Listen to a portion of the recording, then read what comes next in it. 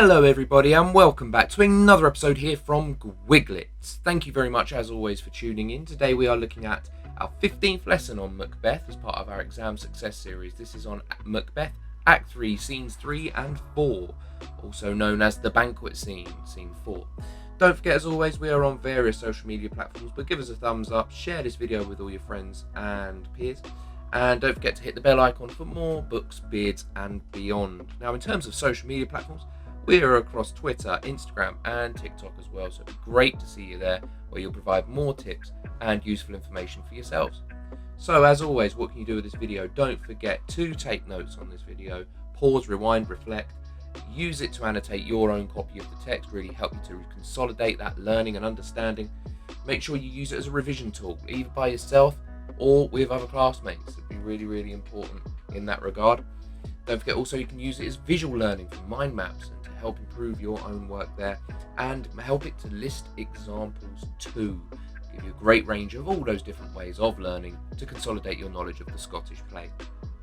Now, in terms of today's lesson, some key information you need to know with these acts, Act 3, Scene 3 and 4. First of all, Act 3, Scene 3 is the final scene that Banquo's alive in. This is the scene he's murdered in. This is the scene of his death. His death has a great impact on the following scene, which is the Banquet Scene. Here, Macbeth is meant to be securing his powers. This is a consolidation of the strength and the man that he is over Scotland and the heavens. However, it all falls apart as we see. Now, what we also see is not only his deterioration, but Lady Macbeth's coldness towards him almost drives a wedge between the two characters in what is their final physical scene together in the play. At this point on, they are never in the same scene together. So it's the last time they are, and I think there's a real significance to that is worth paying attention to. So without further ado, let's begin. We are at Scene 3, a park near the palace with the three murderers now. Notice there are three. This is another use of this imagery of three by Shakespeare, three witches who provide three hails to Macbeth, and then we've got this constant use of three throughout, and again we here have it in the three murderers. We continue at this point when the first murderer says, "But who did bid thee join us?" And Macbeth, "Join with us." Notice there's almost a parallel here with Act 1, Scene 1, there to meet with Macbeth. The language here is reminiscent of the witches, and the murderers take that on in the same way Macbeth does as well, with the fair is foul and foul is fair in Act 1, Scene 1, but in Act 1, Scene 3. So there's a little parallel there again, showing the continuous lingering influence of the witches in the play. As we continue, we then see the Banquo asks, "Give us a light here, ho." A light is repeated by the second murderer. We see this use of light and dark, imagery of evil taking place, evil acts taking place within the night. This use of imagery and pathetic fallacy here very clear. And as the scene continues, the murderers confirm that it is he, and Banquo says, "It will be rain tonight." The murderer says, "Let it come down," and they attack him. The use of rain here is a use of pathetic fallacy, reinforcing this misery as well as the brutal deed that is to come. They will rain blows down on him, with the knives, and attack him. Banquo's final words are, "O treachery, fly, good Fleance, fly, fly, fly, thou mayest revenge, O slave," and he dies just before his son escapes. There's some interesting choices here of language. First of all, we have treachery and "thou mayest revenge." Banquo knows who did it already. Okay, he knows who did it, and he has to be clear and assured on this. It also sets up a conflict for the end of the play, that Fleance needs to gain revenge. Fleance is predicted by the witches to be the true king, but Malcolm is king, so the play's ending is rather unsettled. We also have this repetition of "fly, fly, fly." Here Macbeth's former friend and now adversary Banquo is comparing Fleance to a bird. This is continuing the imagery of birds throughout the play that we've seen before, and we will see more of. It's an important point. So Fleance escapes. The third murderer is quoted as saying, "Who did strike out the light?" Banquo here is being compared to light, just like Duncan was compared to a celestial godlike being. Banquo is compared to light and hope and goodness and purity, a metaphorical representation of that. The second murderer is quoted as saying, the third murderer is quoted saying, "There's but one down, the sun is fled," and the second murderer then says, "We have lost best half of our affair." They recognise that the best half, Fleance, is gone. The important point here, the one that's going to carry on the legacy and the lineage of Banquo, has not been murdered, rather. He has escaped. reinforcing the significance of Fleance's role there. Then the murderers are away and say how much is done. They flee the scene, knowing that the best half of Fleance has escaped. Which leads us nicely on to the banquet scene, one of the most significant scenes in the entire play itself. Now the banquet is prepared, and this is meant to be consolidating Macbeth's newfound power. The banquet isn't just a meal, it was a show of power from the new king. It was meant to be him being able to prove and demonstrate his worth as the new king of Scotland. So, Macbeth begins in a very formal tone. I think it's really worth any student tracking the tone and sense of fear and calm in Macbeth's voice here. He begins by saying, "You know your own degrees, sit down, at first and last the hearty welcome." He's very formal, very clear. You know your own degrees, using commands like sit down, hearty welcome. He is the statesman now. He is the head of government. He is the head of Scotland and the heavens, as a matter of fact. The lords then say, "Thanks to your majesty." Notice that phrase there, your majesty. It's a recognition of Macbeth's new status. Macbeth is then continues to say how he will play ourself, Lady Macbeth and himself, will play the humble host. Notice this use of alliteration there, putting on this display of false confidence, this humble host to their guests.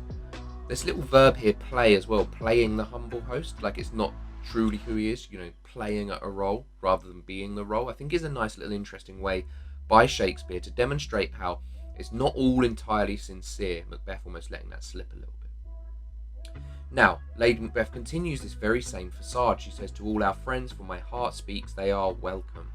Notice these phrases like all our friends and my heart speaks. Lady Macbeth is continuing this pretense in the very same way Macbeth does. They're both using this facade, this false face to their guests when they really know much more of what is going on, Macbeth especially. Now, continuing this scene, the murderer appears at the door, and Macbeth is quoted as saying how both sides are even. Notice this almost a metaphor for peace and calm in this room and this wider situation at this point. Both sides are even. There's, calm, peace and tranquility. And he's quoted as saying how we'll drink a measure the table round. Playing the host again. He's confident, he's relaxed. They're going to raise a toast and have a drink and be merry and happy. There's absolutely no fear or anxiety in Macbeth yet, but it's very much coming up.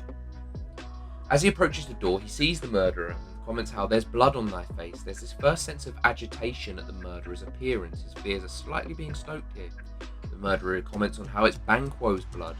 Macbeth comments how it is better that it's him without than he within. It's better to have Banquo's blood covered on the murderer than Banquo still have that blood. Quite kind of gruesome imagery.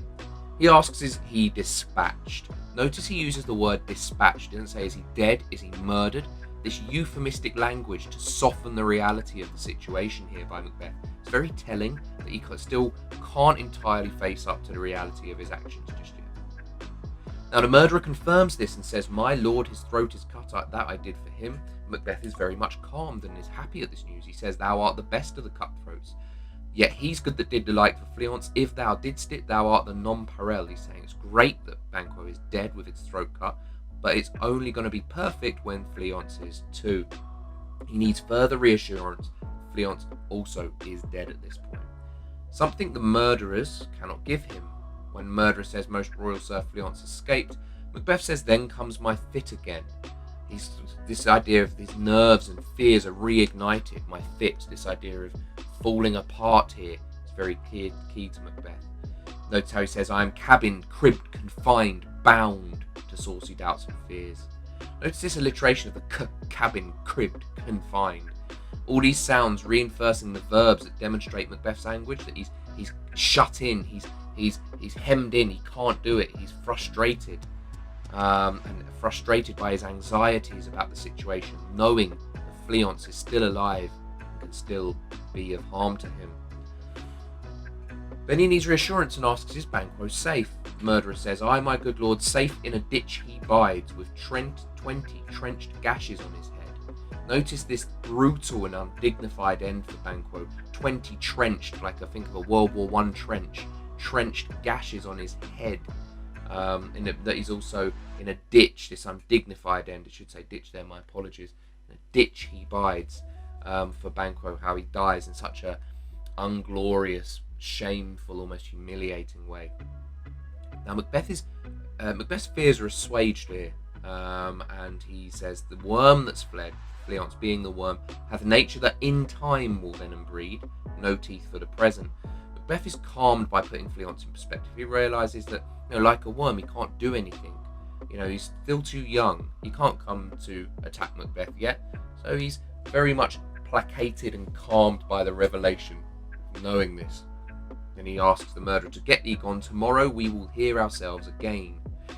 Notice his use of the word again. Macbeth is not quite done with the murderer's help just yet. There's an implication that Macbeth is in fact going to hear more from the murderers and wants to hear more in due course. As the murderer exits, Lady Macbeth is quite quick to say to him, "My royal lord, you do not give the cheer." She's still in control at this point, and using this facade of friendly hospitality, she reminds Macbeth of his duties. We see how light-hearted and pleasant she's being with this wordplay, saying the source to meat is ceremony and that meeting were bear without it.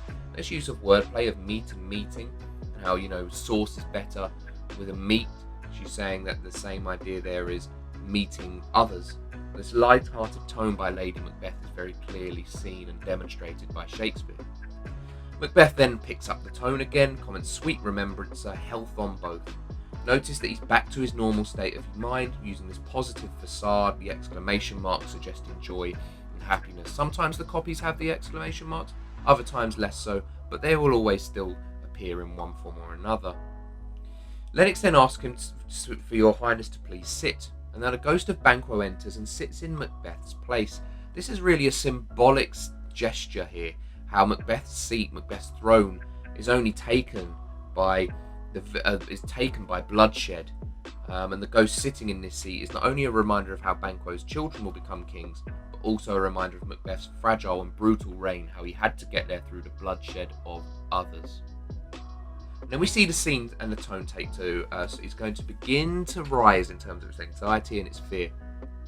Macbeth makes a light-hearted dig at Banquo at this point. It says, "Were the graced person of our Banquo present, whom may I rather challenge for unkindness than pity for mischance." He's mocking the fact that Banquo isn't here. He wishes Banquo is here, and it's a shame that he's not, and how that looks bad on Banquo. However, remember, though the ghost of Banquo has appeared, he has not appeared yet to Macbeth. We just know that rather he is there. So that's an important point to remember. Now, Ross says, "To grace us with your royal company." Notice this phrase, royal company, this recognition of Macbeth's status at this point, and how everyone does acknowledge him. He's the King of Scotland, and therefore the King of earth and the heavens in this regard. Now, Macbeth comments how the table is full, and Lennox comments on him to sit here, my good lord. What is that? No, first of all, the table is full. Macbeth unaware, no one else can see what he sees. It's a really important point here. He's the only one that can see the ghost, because he's the only one that's created the ghost when you think about it. He issued the murder of Banquo, and it's for that reason that the ghost exists. "Here, my good lord, what is that moves your highness?" Macbeth is visibly affected by the sight of the ghost. We see that he's moved. He's obviously terribly afflicted and affected. And Macbeth continues and asks, "Which of you have done this?" He's starting to be shaken up quite a lot here. His mood has turned very visibly to one of fear and anger. The lords ask, "What, my good lord?" Macbeth continues by saying, "Thou canst not say I did it. Never shake thy gory locks at me." Right, here we're seeing like gory locks, covered in kind of blood and bone and skull. He's reinforcing this kind of horrible image of Banquo here, of this dead, gruesome victim. Ross comments by saying his highness is not well. Macbeth's nobility is still there in his highness. However, the phrase "not well" demonstrates Macbeth's fear and change is very visible to his guests and Lady Macbeth, who tries to save the moment and the banquet by saying, "Sit, my worthy friends, my lord is often thus, and have been from his youth. The fit is momentary." She's trying to cover up for Macbeth's change in behaviour here, saying that he's, it's something that's happened for a long time since he's been a child. This is nothing new, not to take any concern from it. However, when she speaks to him more directly, she asks him in the more private company between them of asking if he is a man. She's critiquing Macbeth's masculinity again, just as she did in Acts 1 and 2. And he says he is a bold one that dare look on that which might appall the devil. That, notice he says not him. He doesn't use a human pronoun. He says the word "that" here, kind of horrifying imagery here of how badly disfigured this ghost of Banquo is, and how fearsome it is to Macbeth himself. Lady Macbeth continues by saying, "Proper stuff, this is the very painting of your fear, the air-drawn dagger which you said led you to Duncan." Notice these words, painting and air-drawn. Lady Macbeth is trying to reassure him once again these aren't real, painting and air-drawn, that they're not physically real. This isn't something that is true or genuine or realistic. And then notice how her tone changes. She says these flaws and starts would be well become a woman's story at a winter's time, authorised by a grandam, shame itself. Notice this use of a woman's story, shame itself, grandam, mocking Macbeth again, saying this is something a woman would come up with. It's an old wives' tale. What on earth are you thinking of here? This is ridiculous in its nature. She then continues and says, "Where do you make such faces? When all's done, you look but on a stool." Notice this, make such faces again. It's others seeing how horrified and startled Macbeth is. Really important. Notice when she says that he looks but on a stool.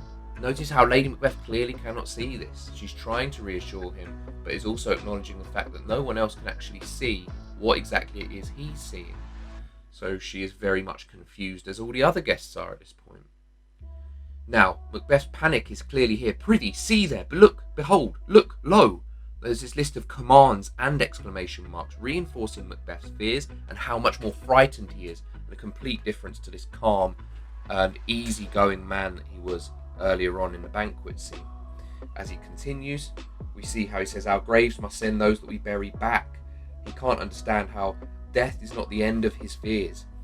Banquo should be dead, he should not be returning, and yet he is, which is very important.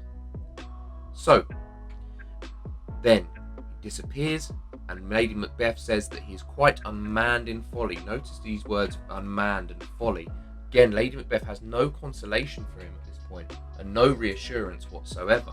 Lady Macbeth is instead mocking him at this point. Macbeth, instead of saying, as well as saying, "If I stand here I saw him," she says, "Fie for shame." She's frustrated by his antics and has no compassion and empathy whatsoever in what he has done. Macbeth is then almost talking to himself at this point, says, "Blood hath been shed here now, murders have been performed, too terrible for the ear." Notice these phrases, blood and murders. Macbeth is recognising just how bad this situation is, and it's all because of what he's done. He realises that this ghost has come about only through his actions and through nothing else. In addition, times have been that when the brains were out, the man would die and there and end, but now they rise again.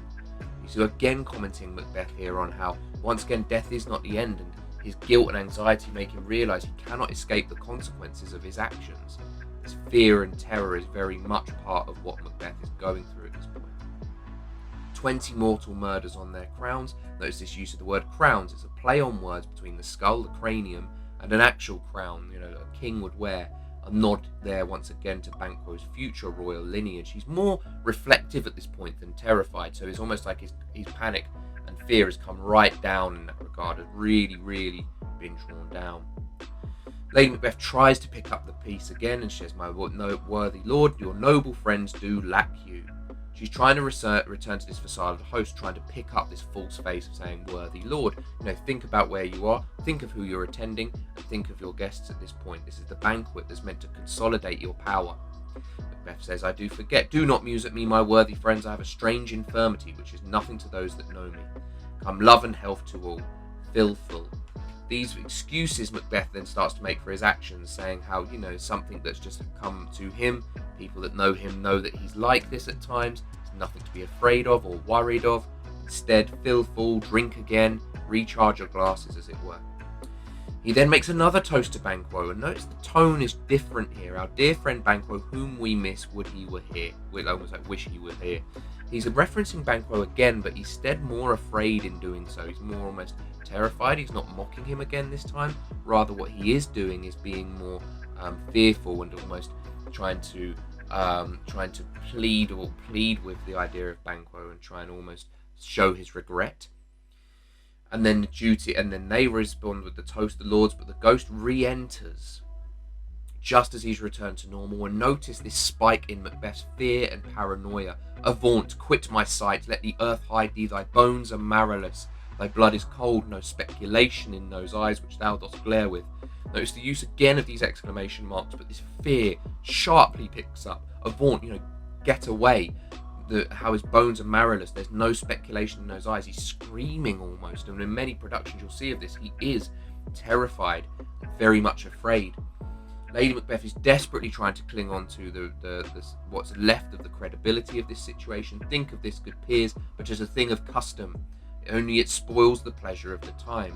So while she's still trying to defend Macbeth, she's now openly criticising him, that it spoils the pleasure of the time. She's telling him, get your act together, stop acting like this. Macbeth then talks about how, what man dare I dare? Approach like the rugged Russian bear, the armed rhinoceros, or the Hyrcan tiger. These ideas of these beasts. He's trying to use of vicious predators here to attempt to reassert his power, his masculinity.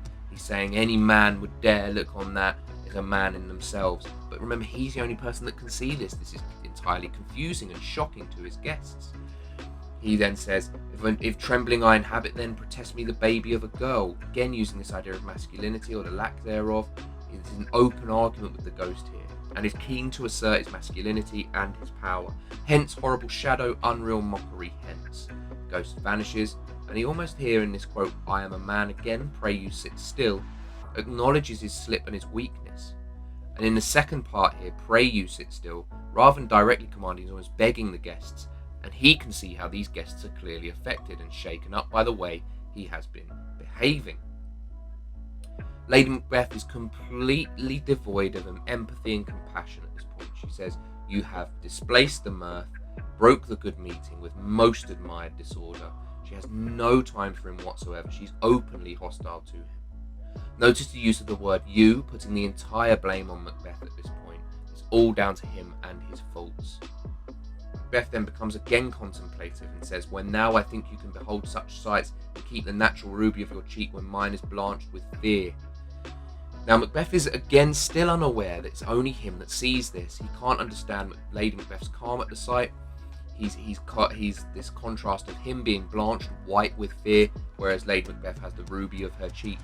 She's very calm and stable and very much still with it, as it were. Now, before anyone can ask and before Ross can get any answer on what sights he's seeing, Lady Macbeth shuts the whole thing down. She says, speak not, he grows worse and worse, questions him, rage him. At once, good night, go at once. Lady Macbeth is back in control and she dismisses all of the guests at this point. She tells them to leave as soon as possible.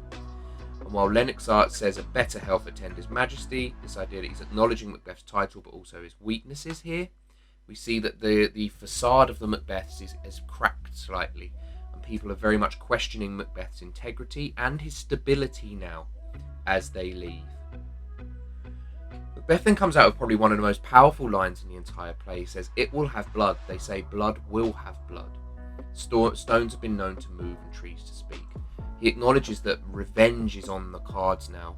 He's drawn blood and people will be wishing for his blood because of the actions that have taken place. He also acknowledges through the stones have been known to move and trees to speak, the power of the supernatural, that the supernatural is reigning supreme here at this point in the play.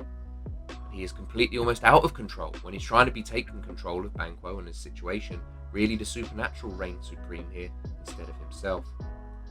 Macbeth then asks what is the night, and Lady Macbeth says almost at odds with morning, which is which. Now there's an important use of imagery here and symbolism.